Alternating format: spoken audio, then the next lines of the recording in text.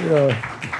I thought that was because I was easy to sleep through, actually. So, please feel free to switch off your computers and have a nice little rest. I'm going to sort of do a fairly classic run through the markets at the moment, just because I think it's been a very long recession, this one. In fact, it does look as though it's going to break some records one way and the other. Certainly if it sort of drags on a couple more years. But the good news is that I suppose we're past the trough. A lot of the indicators that we'll be looking at are moving in the right sort of direction, and I think that's important. You never quite know how quickly things will come out of a long cycle, but what you do know is that from the point you pass the trough, at least, the business is in play, and so it's worth really paying attention to see what's going on and how you can make something out of it. The topics, I'm going to start off with a quick overview of the market. I'll run through just some bullet points to cover everything. And then I'll run through the slides, and since I've got a sort of timer here, I'll sort of, that leaves me free to rush through if I end up a bit, dropping a bit behind schedule. But I'll do the market cycle overview, just see where we are in the cycle to the extent that it's cyclical, and I mean, the trouble with shipping cycles is they're not really very neat, they're messy things. The market prices, I think, are quite interesting actually, because there's been a few developments recently, and indeed on the way, this is probably the third very long cycle in 100 years. And on the way out of the 80s, there was a very, very active asset play market.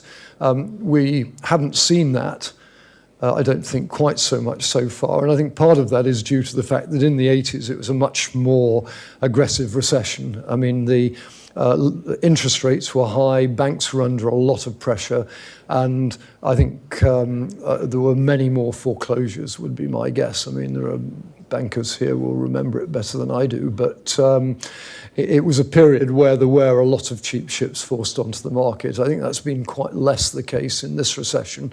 So maybe that isn't quite where you look, but one way or the other, we are in, I think, the second half of the cycle.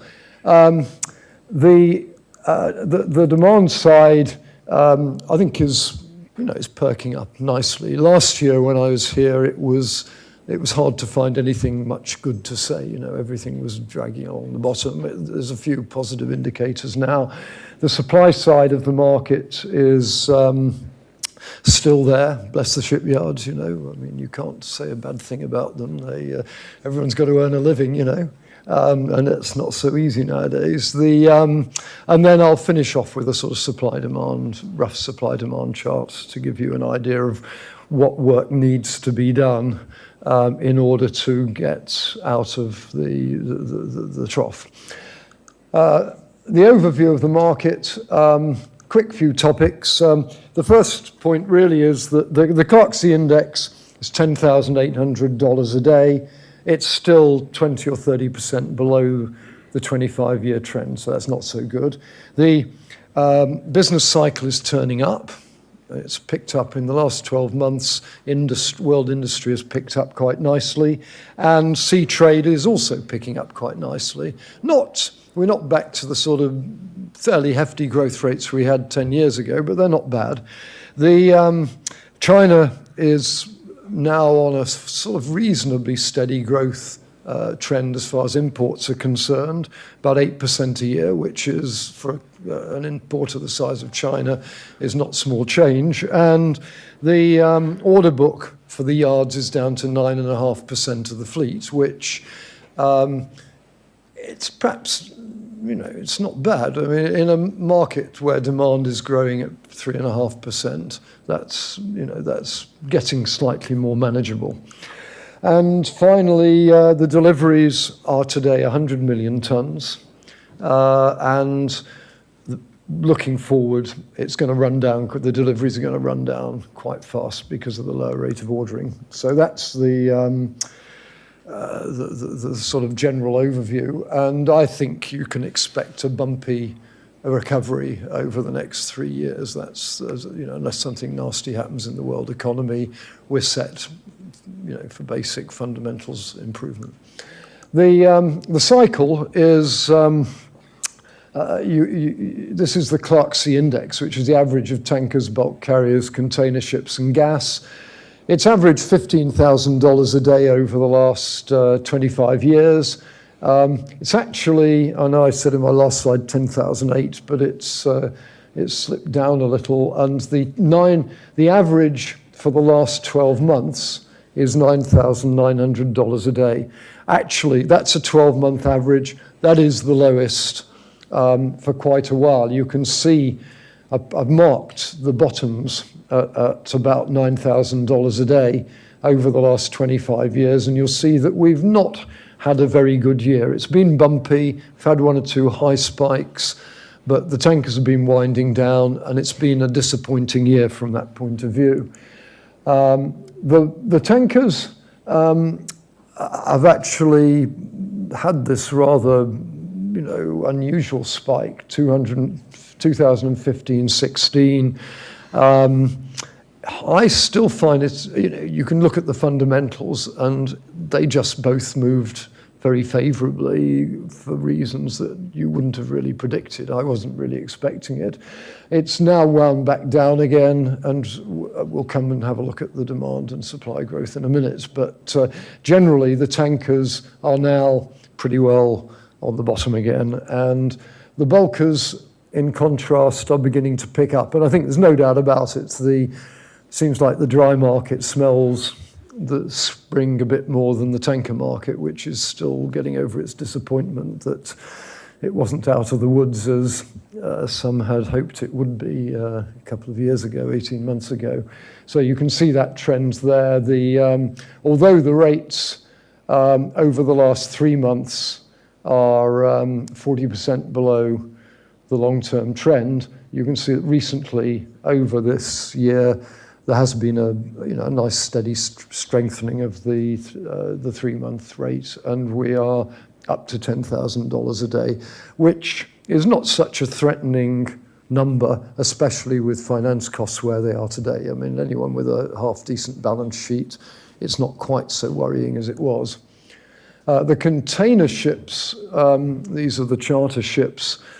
I'm never quite sure how representative these numbers are. We do our best, but this has been a very miserable business, and it's still struggling to get out from under, really. They have very hard taskmasters, and the 3-month average spot rate, $7,600 a day. It's 39% below the 27-year trend, but it's a pretty aggressive, it's not been a very brilliant trend. I mean, the bulker trend had this enormous boom in 2007. We've not got that here. So I think, the container guys are very, are still suffering a bit, and are very interested. I mean, one of the questions is half the container fleet is being provided by third parties, and, on these sort of rates, who's going to provide these ships in future? I mean, that must be helping the big operators, because they're getting tonnage dirt cheap, I mean, what happens when these guys disappear? Well, draw your own conclusions. There's been a bit of a change in the, I don't know what happens to my slides sometimes. I think I've updated them. But this is the latest position. If I'd shown you this, if you looked at the chart I showed you this time last year, tankers and bulkers were both 50% below trend. They're now, as you can see here, 10 to 20% below trend. To be fair, the 7-year trend, which I'm using here, has dropped the big year 2007 to the 2008. The trend is now all in recession, so perhaps it's a less challenging trend to work against. The gas has come off. The gas was a very big growth sector last time. That's now come off. The offshore is still pretty low. The chemicals is still pretty low. and the containers is still pretty disappointing. So not a very good position there across the market generally, but as I say, it's a matter of looking at the fundamentals, and it's not just today's pain, it's tomorrow's pain that you're thinking about. On the prices front, this is the thing that just strikes me about the shipping market. This is the price of, it's the tanker 5-year-old price index and the bulk carrier 5-year-old price index. So these are modern assets. And it goes back to 2000. And the bulkers, I think, are 97.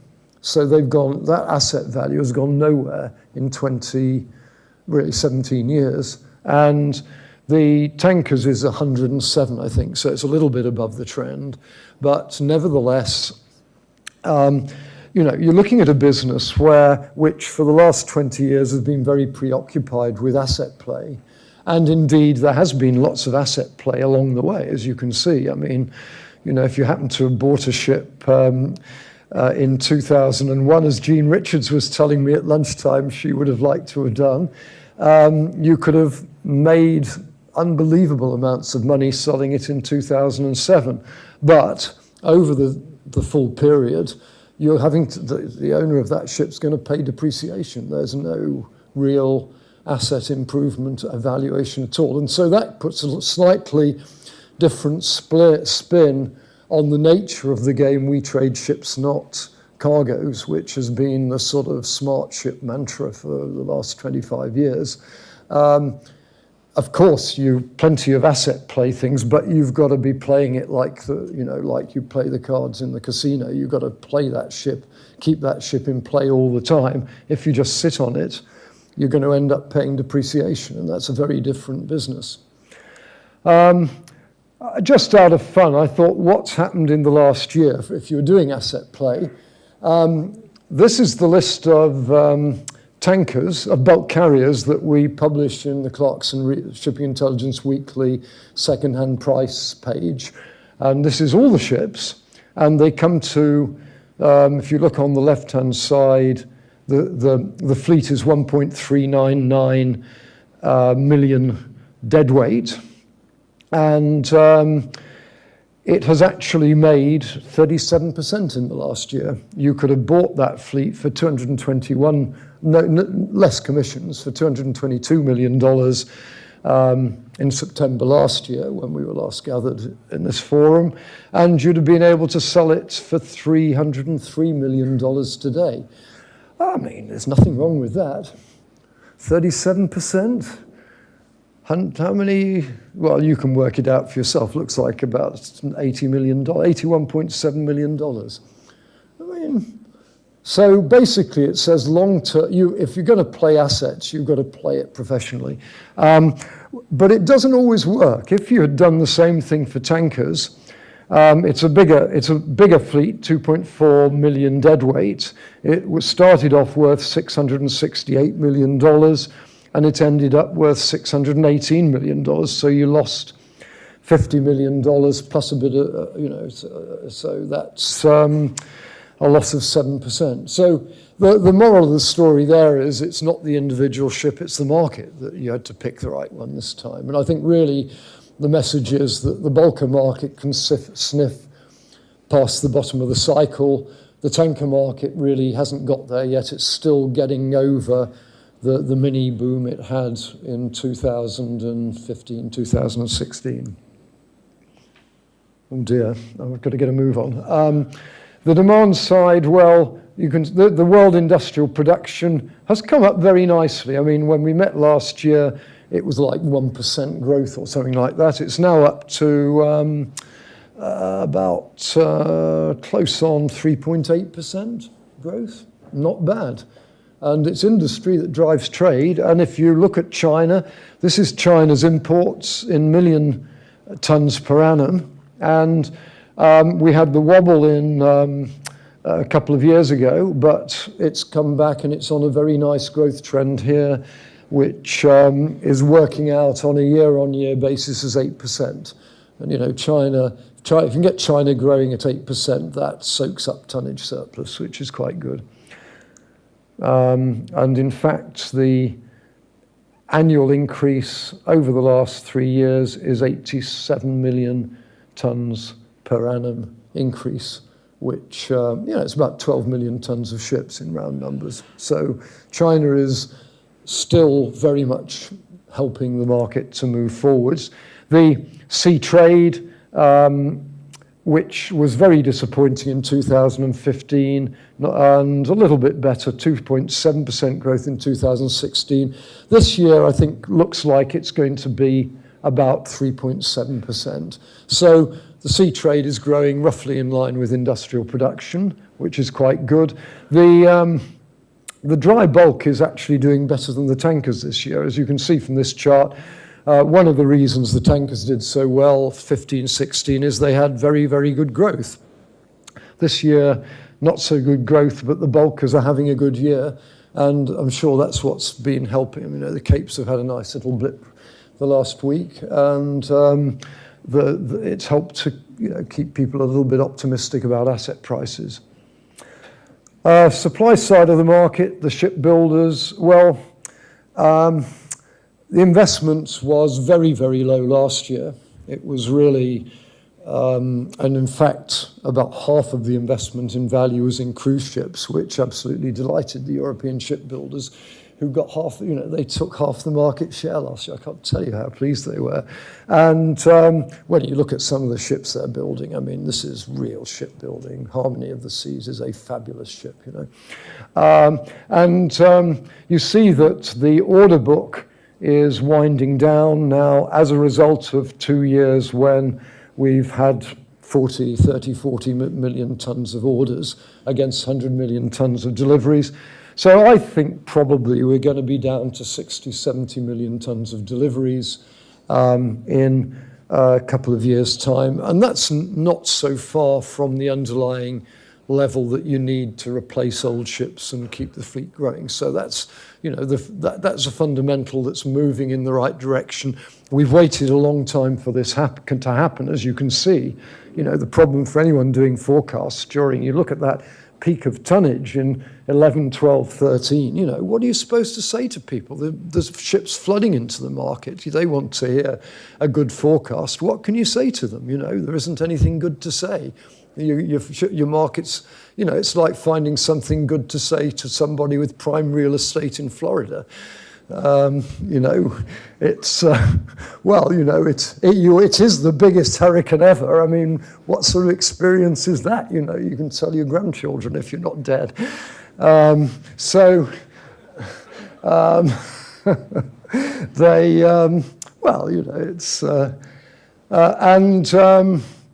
In terms of the order book, it's coming down really quite nicely. The bulkers are the lowest since 2002. And I well remember 2002. It was when 2002 was when Capes were earning $6,000 a day. And I can remember having lunch with an owner, and he said, what's the market going to do next year? And I thought, okay, I'll take a big risk here. And I said, Capes will do $13,000 a day next autumn, and of course they're up to 40,000 or something, and then they went up and up and up. So I think these sort of numbers are worth seeing. Demolition is down a little bit, but not much. We've got a nice steady flow of 30 to 35 million tons of ships out of the market each year. And if we're getting down away from the 100 million tons deliveries, then this is good news. The fleet itself, the growth rate is shown by the dotted red line here on the right-hand axis. The size of the fleet itself is on the left-hand axis, and it's in million deadweight. That growth rate, in 2000 at the peak in 2010, it was up at nearly 9-10%, like 3 or 4 times the growth of demand. Today it's nudging 2% growth, so that's very helpful. And the order book, there's a lot of LNG on order, a bit of bulkers, a bit of tankers, but generally speaking, a slightly more realistic order book in a world where demand is growing at 3, 4, 5% per annum. The shipbuilding industry is still there. So, you know, there is always the risk out there that people decide they can't get the second-hand ships. And I think that is the problem. I mean, I was doing this sort of pitch on Supermaxes last year in November, and I said, you know, Supermax, great, has to be a great buy. And someone came up to me afterwards and said, if you can get me one, get it, but I can't get one. And of course, the problem is always liquidity. It's all very well predicting that a market's good, but I'm not sure how much liquidity there really is in the second-hand market now, which always means you're vulnerable to people going to the shipyards, you know, help your friendly shipyard. And they still have got quite a bit of capacity out there, and these big yards can book orders if they're there at anything like halfway decent prices. So you must always be a little bit careful about the supply side. Balance of supply demand. Well, I mean, I run the numbers. They're not very dramatic. The blue bars show the percentage surplus, which is heading down from about 18 to 19% surplus to something approaching 15%, 12, maybe 13% surplus. That's not really enough to get you into a strong market. I think what we learnt in the 90s was you need to get rid of all of that to get a really exciting market, because once the rates go up from, you know, a period of time, then the ships crawl out of the woodwork. Although strangely enough, they didn't so much with the tankers in the last boom. So maybe perhaps that's something to think about. But generally speaking, the surplus is set to go down a fair bit in the next year or two, and that ought to be helpful. And so really, on that note, yes, I'm finished. And I've finished on time, I believe. So that's all I've got to say. If I sounded outrageously optimistic, it's not my fault. I mean, you've got to be optimistic. You get one sweet spot to be optimistic in 20 years of shipping markets. And so there you go. Thank you very much for your attention.